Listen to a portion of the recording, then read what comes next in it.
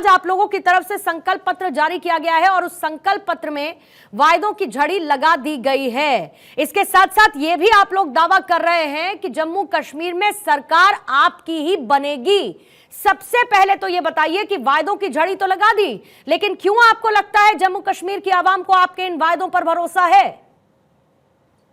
देखिए पूर्णिमा जी, जिस तरह से हमने अपने वादे पूरे किए हैं, 370 और 35 से हटा के वहां के वाल्मीकि भाइयों को हमने दशकों से जो प्रताड़ित थे उनको बाबा साहब अंबेडकर जी का वह संविधान लागू करके उनको आरक्षण देने का काम किया है। सीए लागू करके जो पाकिस्तान से शरणार्थी आए थे उनको नागरिकता देने का काम किया है।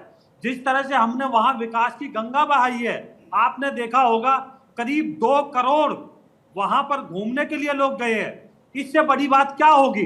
जब आदमी घूमने, कोई व्यक्ति घूमने जाता है, वो ऑटो में भी जाता है, रेस्टोरेंट में खाना खाता है, होटल भी लेता है, ड्राई फ्रूट भी खरीदता है, फ्रूट भी खरीदता है। आप मुझे बताइए तो हमने किस तरह से वहां विकास बढ़ाया है?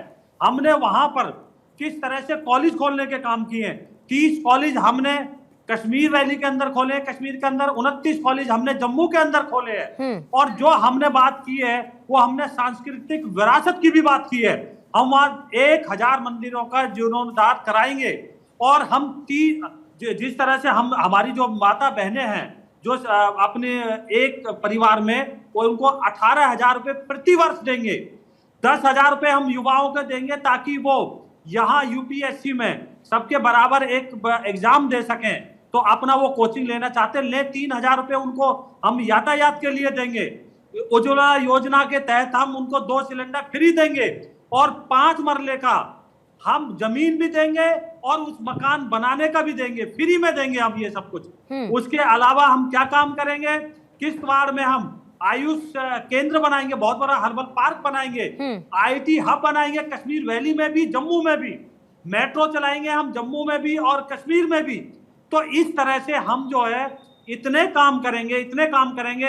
आप देखेंगे अहमदाबाद में जैसा रिवर फ्रंट है, ऐसा हम तभी जम्मू में तभी पे बनाएंगे, रिवर फ्रंट बनाएंगे। जो हमारी डल लेक है उसको विश्व स्तरीय बनाएंगे हम।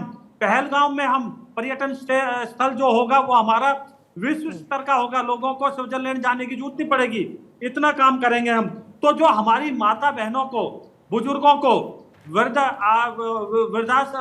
की जो वो मिलती थी, पेंशन मिलती थी, विकलांगों को मिलती थी, वो 1,000 से हमने 3,000 कर दी है। ठीक है, वो 3,000 देंगे हम। ठीक है, कुल मिलाकर आप ये कह रहे हैं कि राज्य का डेवलपमेंट आपने पहले भी किया और उसी राज्य के डेवलपमेंट के लिए, विकास के लिए, रोजगार के लिए, आप सब चीजों के लिए प्रतिबद्ध है। ठीक है, 5 सेकंड और ले लीजिए। हाँ, लीजिए विजय जी, लीजिए। देखिए, हमारे गुज्जर, बकरवाल और पहाड़ियों के लिए हम आरक्षण की व्यवस्था खत्म नहीं होने देंगे, जो ये खत्म करना चाहते हैं। तो इस तरह से हम जो विकास के इतने कार्य कराएंगे कि वहां जनता जो है जिस तरह से अब खुशी मना रही है, विकास की जो गंगा बह रही है, उसमें किसी भी तरह की आतंकवाद की जगह नहीं बचेगी। ठीक है, आतंकवाद का जड़ से सफाया सबसे पहली प्राथमिकता बीजेपी के अपने संकल्प पत्र में भी इसको दोहराया गया है। लेकिन ऋतु चौधरी, ये भी साथ साथ अमित शाह ने किया, संकल्प पत्र को जारी करते हुए वो कह देते हैं कि आपने नेशनल कॉन्फ्रेंस के साथ तो कोलिशन किया तो किया, लेकिन जो उनका घोषणा पत्र है उसको आपने मौन स्वीकृति दे दी है। इससे पहले भी अमित शाह ने कुछ सवालों का जिक्र किया था राहुल गांधी के लिए, लेकिन फिर से उन्होंने 2 बातों का जिक्र किया है, वो ये कि क्या आप नेशनल कॉन्फ्रेंस के एजेंडे से सहमति रखते हैं, क्या आप आर्टिकल 370 की वापसी में नेशनल कॉन्फ्रेंस का समर्थन करते हैं, साथ ही यह भी कि क्या आप 2 झंडे की बात का भी समर्थन करते हैं। राहुल गांधी, इस पर आपका जवाब। देखिए, धारा 370 पर तो इन्होंने पहले ही समर्थन दे दिया था जब श्यामा प्रसाद मुखर्जी जो है वो जो है भारतीय कैबिनेट का हिस्सा थे, और जिस समय 370 लाई गई उस समय उनसे बाकायदा सहमति ली गई, उन्होंने इस बात की खिलाफत नहीं की थी। ये बात का जिक्र जो है भाजपा करना हमेशा भूल जाती है। इनसे पहले पूछना चाहिए कि उस समय क्यों आपने 370 का समर्थन किया था। तमाम इस पर पूरा जो है बहस हुई थी, बाकायदा मीटिंग पे मीटिंग हुई थी। ये फैसला कोई भाजपा की तरह रातों रात नहीं लिया गया था, ये फैसला बाकायदा सबकी सहमति से लिया गया था, और जिसमें भाजपा की भी सहमति, यानी कि उस समय जो है आरएसएस और जनसंघ हुआ करता था, उसकी सहमति से ये चीज जो है अस्तित्व में आई थी। दूसरी बात ये, अभी इतने बड़े बड़े दावे कर रहे हैं कि हम ये लेकर आएंगे, वो लेकर आएंगे, तो तमाम पिछले जो है इतने सालों में ये कुछ जो है जम्मू कश्मीर के लिए कर नहीं पाए। उल्टा आतंकी हमले लगातार बढ़ गए। उन आतंकी हमलों का आज तक जवाब नहीं दे पाए। कश्मीरी पंडितों का गुस्सा चरम पे है, वो लगातार धरने पर बैठे रहे, ये कश्मीरी पंडितों को भी जवाब नहीं दे पाए, जिन पर जो है सदैव राजनीति करने की बात करते हैं।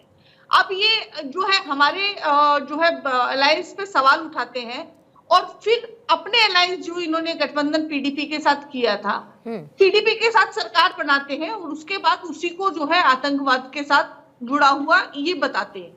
जब तक इनकी सरकार उनके साथ चलती है, जब तक ये कहते हैं कि हम बहुत राष्ट्रवादी है पीडीपी, लेकिन जैसे ही इनकी जो है इनका गठबंधन टूटता है उस वक्त ये उनको आतंकवादी बना देते हैं।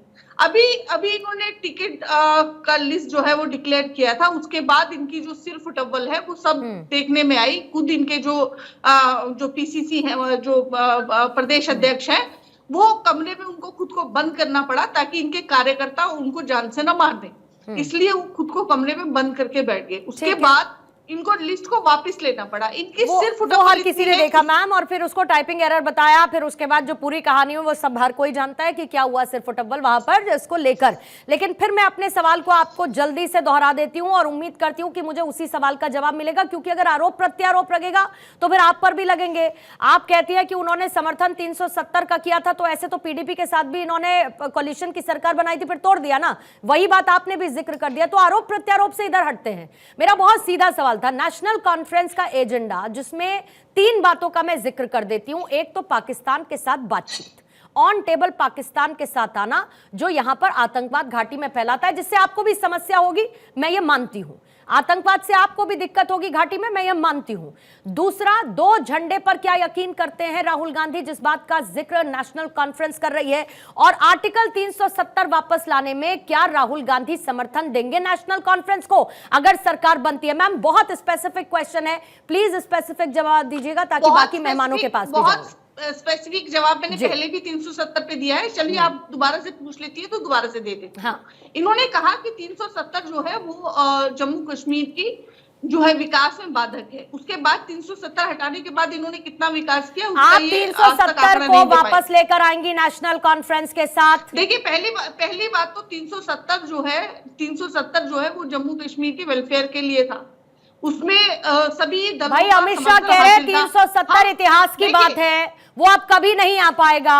मैं आपसे पूछ रही हूं, नेशनल कॉन्फ्रेंस का वादा है, अमित शाह कह रहे हैं आपकी मौन स्वीकृति है उनके एजेंडे पर, मैनिफेस्टो पर।